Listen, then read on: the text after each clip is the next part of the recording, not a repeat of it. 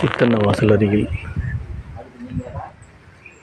அன்னவாசல் அருகில் புதுக்கோட்டை திருச்சிக்கு சென்டரில் ஒரு அமைதியான கிராமம்.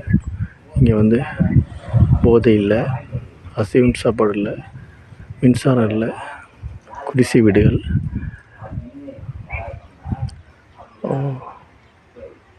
ரொம்ப அமைதி, மின்சாரம் இல்லாத ரொம்ப அமைதியான இடம், பார்ப்பதற்கு ரொம்ப அமைதியான இடம்,